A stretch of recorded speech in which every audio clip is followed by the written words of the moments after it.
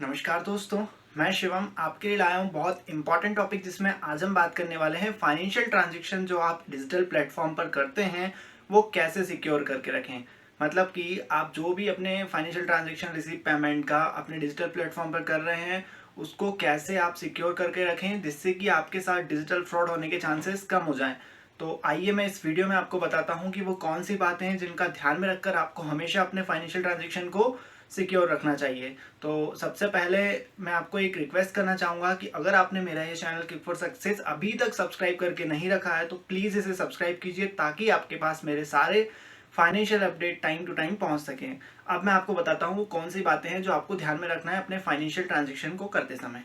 तो सबसे पहली बात जो है वो आपको ये ध्यान रखना है कि डोंट शेयर एनी ओटीपी और स्कैन क्यूआर कोड रैंडमली। मतलब कि आपको अपने जो ओटीपीज होते हैं वो किसी के साथ शेयर नहीं करने हैं, क्योंकि अगर आप ओटीपी किसी को शेयर करते हैं तो आप वो अथॉरिटी अपनी उस पर्सन को दे रहे हैं या उसके साथ शेयर कर रहे हैं जो कि आपको मिली हुई है उस ट्रांजेक्शन को करने की। अब अगर वो ओटीपी आप किसी पर्सन को दे देते हैं तो उस पर्सन के पास अथॉरिटी चल जाती है कि वो आपका पूरा फाइनेंशियल डाटा ले सकता है और उसके अकॉर्डिंग उसको मॉडिफाई करके आपके अकाउंट में जितना भी बैलेंस है वो पूरा रिट्रीव भी कर सकता है। तो आपको इस बात का ध्यान रखना है कि कहीं भी या किसी भी पर्सन से किसी भी साइट पर किसी भी टेक्स्ट मैसेज के थ्रू या वेबसाइट पर आपको कोई भी क्यूआर कोड स्कैन नहीं करना है, ना ही आपको अपने ओटीपी शेयर करने हैं। ये थी सबसे पहली बात। दूसरी बात जो आपको ध्यान में रखनी है वो ये है कि use smart authorise and trusted app only. मतलब कि जब भी आप कोई पेमेंट रिसीव वाले से फाइनेंशियल ट्रांजेक्शन करें तो आपको सबसे पहले ये ध्यान में रखना होगा कि जिस ऐप के थ्रू आप कर रहे हैं वो ट्रस्टेड ऐप है या नहीं। ठीक है, तो दो बातें जो थी, सबसे पहली थी कि आपको ओटीपीज और क्यूआर कोड स्कैन नहीं करना है, दूसरा आपको ट्रस्टेड ऐप यूज करना है। थर्ड जो चीज है वो ये है कि don't make any financial transaction while using public network. मतलब कि आपको ऐसे कोई भी फाइनेंशियल ट्रांजेक्शन उस टाइम नहीं करना है जब आप किसी पब्लिक वाईफाई का यूज कर रहे हो। मतलब कि जैसे कि रेलवे स्टेशन मॉल्स वगैरह में आप जब जाते हैं और वहां का वाईफाई यूज करते हैं तो क्या होता है, वहां एक पब्लिक नेटवर्क चल रहा होता है। अब उस नेटवर्क में अगर आप कोई फाइनेंशियल ट्रांजेक्शन करते हैं तो हैकर्स के लिए बहुत ईजी हो जाता है आपके फोन तक एक्सेस करना। तो आपको इस बात का ध्यान रखना चाहिए। अब हम समझते हैं कि फोर्थ वो कौन सी बात है जो हमको ध्यान रखना चाहिए। तो वो बात है avoid paying online on लिटली knowing websites. मतलब कि आपको अवॉइड करना चाहिए जिस साइट का आपको नॉलेज नहीं हो उस पर पेमेंट करने के लिए। जैसे कि आप सभी क्या करते हैं, कोई भी शॉपिंग या ऑर्डर प्लेस करते हैं किसी भी वेबसाइट पर, आप क्या देखते हैं कि वहाँ पर रेट कम पड़ रहा है, उतने सस्ते रेट में आपको मिल रही है तो आप वहाँ से ऑर्डर प्लेस कर देते हैं। अब आप ये नहीं जानते कि वो जो साइट है, हो सकता है वो साइट किसी रियल साइट की कॉपी बनी हुई हो, और उसमें क्या होता है कि रियल साइट की कॉपी हो और वो बिल्कुल लो रेट पे आपको वो चीज़ दे रही हो और आप उसको प्लेस कर देंगे। अब आपने क्या करा, वहाँ पर सीओडी का ऑप्शन अवेलेबल नहीं था क्योंकि कैश एंड डिलीवरी वहाँ था ही नहीं, क्योंकि वो साइट रियल है ही नहीं। अगर वो साइट रियल होती तो हो सकता है उस पर कैश ऑन डिलीवरी का ऑप्शन भी होता। अब अगर आप ये देख रहे हैं कि वो ट्रस्टेड साइट वेबसाइट नहीं है या ऐसी फेक वेबसाइट है, अगर आपने उसने में पेमेंट कर दिया तो वो पेमेंट आपका चले गया।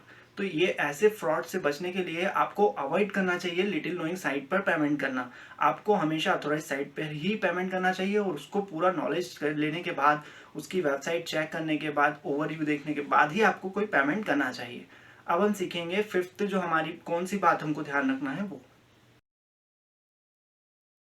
तो फिफ्थ जो है वो आपको ये ध्यान में रखना है कि regularly update your system security.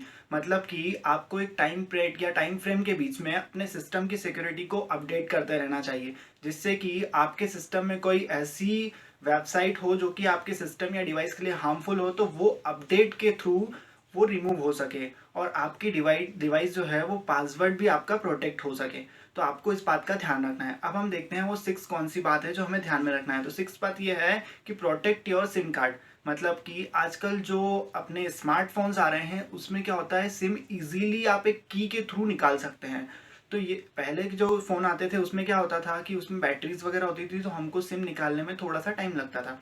But आज जो है वो केवल एक स्लॉट के थ्रू आप सिम की के थ्रू निकाल सकते हैं और आपकी सिम अगर किसी के पास चले गई, क्योंकि आजकल सारा जो यूपीआई का पेमेंट होता है वो एक सिम के माध्यम से ही होता है, क्योंकि वो सिम आपकी रजिस्टर्ड होती है बैंक में और वो सिम के माध्यम से आप पेमेंट करते हैं। अब अगर वो सिम आपकी कोई चोरी कर लेता है तो वो सिम उसके पास जाने से बहुत सा खतरा आपके पास हो सकता है आपके फाइनेंशियल डाटा को, क्योंकि आपकी जो सिम होती है मोस्टली वो रजिस्टर्ड सिम आप लगा के रखते हैं फ़ोन में, और वही सिम अगर आपके पास से चली गई तो वो जो सिम जिस पर्सन के पास जाती है वो क्या कर सकता है, वो पूरा डाटा, आपके पूरे यूपीआई पिन्स, आपका पूरा अकाउंट बैलेंस, सब चीज़ को चेक करके सब पर एक्सेस करके वो उसे निकाल सकता है। तो इसलिए आपको ये बात ध्यान में रखना है कि आपका सिम कार्ड हमेशा प्रोटेक्टेड रहे और आप जिस डिवाइस को अपने साथ रख रहे हैं वो पूरे केयर के साथ हमेशा आपको अपने ध्यान में और अपने पास ही रखना चाहिए, जिससे कि आपकी सिम कहीं भी खो ना सके।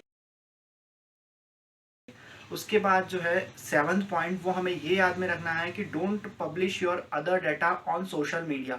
मतलब कि आप क्या करते हैं अपने सोशल मीडिया पर, जैसे कि कोई ऐसी इनवॉइस रिसीव या पेमेंट रिसीव या फिर कोई history, pin, date of birth या आधार नंबर या ऐसे पैन नंबर, ऐसे कुछ डाटा शेयर कर देते हैं। तो इसमें ये हो सकता है कि आपका जो फाइनेंशियल डाटा है वो बहुत हद तक चोरी होने या फिर उसमें कोई ऐसा बग्स आने के चांसेस बढ़ जाते हैं, क्योंकि ऐसा होता है कि आप जब अपना कोई भी पिन बनाते हैं तो मोस्टली लोग क्या करते हैं अपने पिन को इसी से रिलेट करते हुए बनाते हैं, या तो डेट ऑफ बर्थ के साथ कोई मिक्स करके बनाते हैं या नेम के साथ ईयर का बनाते हैं। तो ऐसे जो हैकर्स होते हैं उनके साथ बहुत ईजी हो जाता है, जब आपकी ये इन्फॉर्मेशन उनके पास चले जाती है तो वो कहीं ना कहीं प्रोबेबिलिटी के थ्रू या कैसे भी आपका ये पासवर्ड अगर बनाने में सफल हो जाते हैं तो वो आपका डाटा पूरी तरीके से हैक कर सकते हैं। इसलिए आपको ये ध्यान में रखना है कि जब भी आप कहीं ऐसी सोशल मीडिया पर अपने यूज़ करते हैं तो आपको वहाँ अपना ऐसा पर्सनल डाटा शेयर नहीं करना है। उसके बाद जो एट पॉइंट है वो हमें ये ध्यान में रखना है कि don't click random link. Don't click on random link मतलब कि आपको ऐसी लिंक पर क्लिक नहीं करना है जो कि आपके लिए हार्मफुल हो सकती है।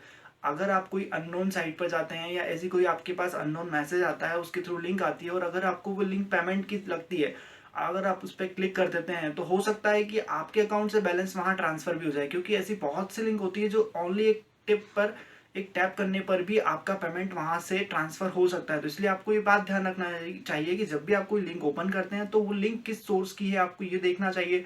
आप उसके यूआरएल कोड में आप देख सकते हैं वो लिंक में कहीं ना कहीं आपको एक क्लू मिल जाएगा कि ये लिंक किससे रिलेटेड है। तो आपको ये ध्यान में रखना है कि जो लिंक आपने टैप की है वो प्रोटेक्टेड है या नहीं है, वो किससे रिलेटेड है, उसकी क्या साइट है, आपको उसको वेबसाइट पे 2 मिनट देखना चाहिए फिर कोई उसमें एक्शन करना चाहिए। तो ये सभी बातें आपको ध्यान में रखना चाहिए, और अगर इन सभी बातों को आप ध्यान में रखकर अपना कोई भी ट्रांजेक्शन एग्जीक्यूट करते हैं तो मैं आपको ये एश्योरिटी देता हूँ कि आपका जो ट्रांजेक्शन है वो 100% सिक्योर होगा और आप में हैकिंग या क्रैकिंग के कोई भी चांसेस अवेलेबल नहीं रह पाएंगे। तो इसलिए आपको ये सभी बातों को ध्यान में रखकर ही अपने फाइनेंशियल ट्रांजेक्शन को एग्जीक्यूट करना है। तो आई होप कि आपको ये सभी पॉइंट समझ में आए होंगे और आप इसे फॉलो करके अपनी फाइनेंशियल ट्रांजेक्शन को सिक्योर बना पाएंगे। Thank you guys.